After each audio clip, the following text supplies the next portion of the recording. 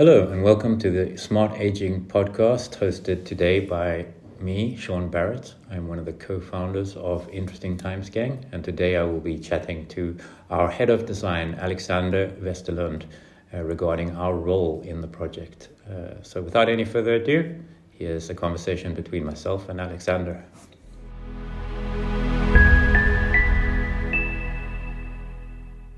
So I'm here with Alexander Westerlund, one of the founders of Interesting Times Gang. Or Alex, maybe you can tell us a little bit about who you are and your background before we go into depth about the SmartAging project and our role in it.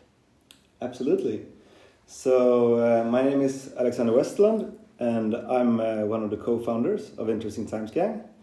I have a background in engineering and industrial design and architecture, and this project, when it came about, it felt really close to the heart. When studying at Lund's University, I actually took extracurriculum courses in rehabilitation design and design towards these kind of projects when you looked into people with disabilities or lack of sight or worse eyesight that you get with years, and how you can cater for them with specific environments or tools to make their living better, or at least as good, or to be able to take a course at the university. People don't realize that when you have to find the stairs, find the elevator, come into the right classroom, and these kind of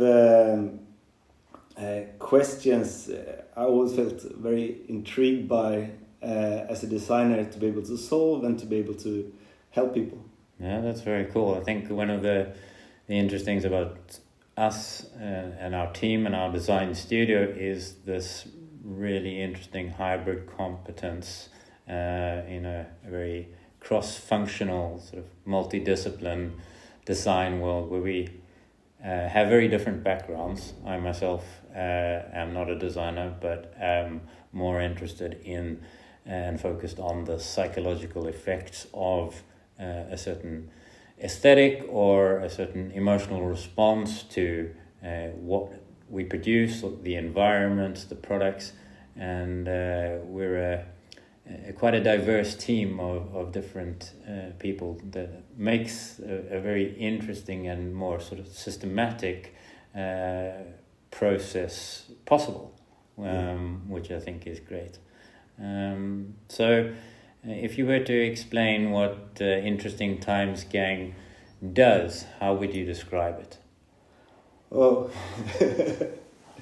that can be a tricky question, but I think what all of us in the team are is very curious. We want to discover, we want to understand how things work and why things are like they are, and do they have to continue to be that way, or at least to find a reason why it developed in a certain way or aspect. So that's one key aspect of this project, is to learn about why are these environments built in these ways currently, and how can you do what can you do to improve on them, or to find ways to make the environment better.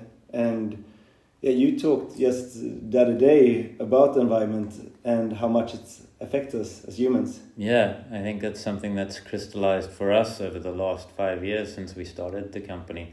Something that's become more apparent in our form language, or the sort of visual response that our designs, our products, the environments that we're responsible for creating elicit in visitors or a certain target group is a result of a very biophilic form language, which I guess wasn't initially as obvious as it is today. It's something that has evolved as the studio has matured in our approach, and it's something that we've then studied more deeply around the effects of textures or shapes or colors that are somehow part of our evolutionary DNA, something that has evolved over hundreds of thousands of years in human beings and is programmed into our psychology to help us feel safe, to create psychological safety, and the effect that it has. I've recently read a really interesting study about the effects of being in nature with children with NPF or neurodiversity like ADHD, that a recent study that I was reading about, where they could show that 20 minutes a day over a week could have a similar effect to their ability to concentrate and to focus as the ADHD medicine which they are prescribed to help them sort of navigate their lives, which I think is super interesting. There was another one that I was recently exposed to where two images were shown to two separate test groups, one being a very modernist, brutal industrial environment, and the other being a scene from nature. And then these groups were asked to answer a series of questions, do a test where they displayed the ones that had spent 40 seconds looking at an image from a more natural field filled with flowers and grass and all the sort of interesting diversity that exists in nature, performed much better. They were able to perform with a higher level of focus and greater rhythm in their answers, a higher frequency in their answers, which I also find super interesting and exciting. So I think this is where we are able to apply a very different approach that I think most of the time when it comes to this sort of challenge, how do we create environments that are better and smarter for an elderly target group. A lot of times I think in the narrative that we have around us is a big focus on modern technology, and we think about sensors and we think about AI and smart ways of being able to know if someone's fallen, for example, and needs help, or if someone might have wandered off and we need alert systems for that, or other sort of diversions in their sort of state or their safety or their biology. But I don't think there's a lot of focus on the emotional and cognitive effects of just the aesthetics of the environment. So I think that's where we will provide a very different perspective and a different value, which is super exciting. Yeah, and super interesting, Sean. And I also would like to butt in with the whole issue with a bit of like ageism. In this day and age, there's a lot of focus on like young people, and everyone wants to stay young with all beauty operations, and there's a lot of talk about being young.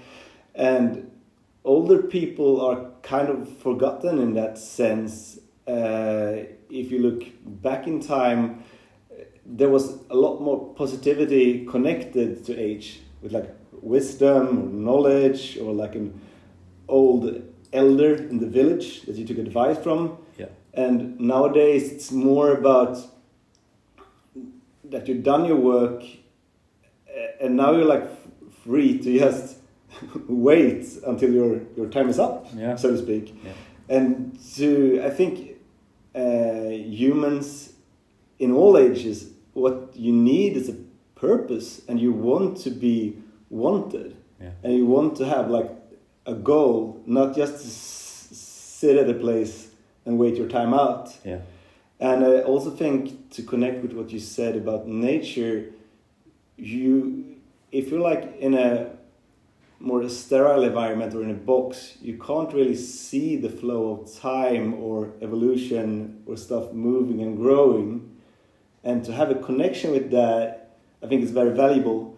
And also that humans are very good to change stuff that we can measure, but it's very hard to measure these kind of emotional aspects. That's right. But it can be even more important sometimes than the measurable ones. yeah, exactly. And I think that sort of comes back what you're talking about, the perception of the passing of time and sort of being able to orient it yourself in some sort of place physically and spatially when we create these sort of sterile rectilinear boxes where we sort of store human beings, and we remove all the aspects that have been as part of our human evolution, from the changing of times of day to the changing of the seasons. All of those sort of natural points of reference are removed, and that seems incredibly unfortunate, and we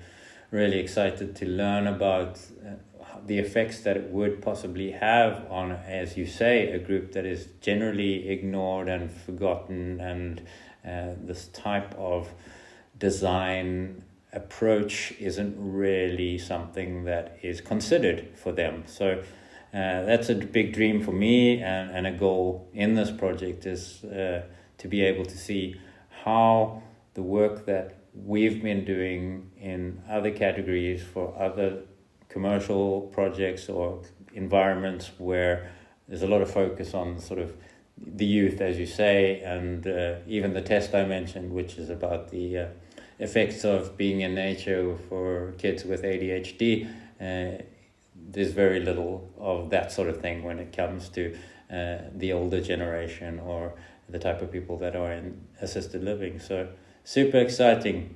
All right. Well, thanks, Alex, for taking the time to chat here. I know you've got a busy day, and we're working hard on our research in this project. So really glad that we got to have this chat, and I hope it was valuable for everybody listening. Thank you, Sean. All right.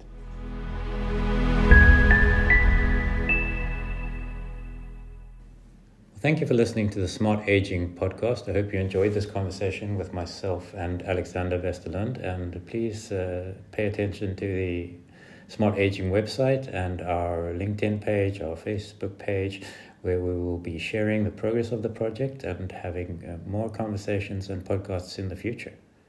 Bye-bye.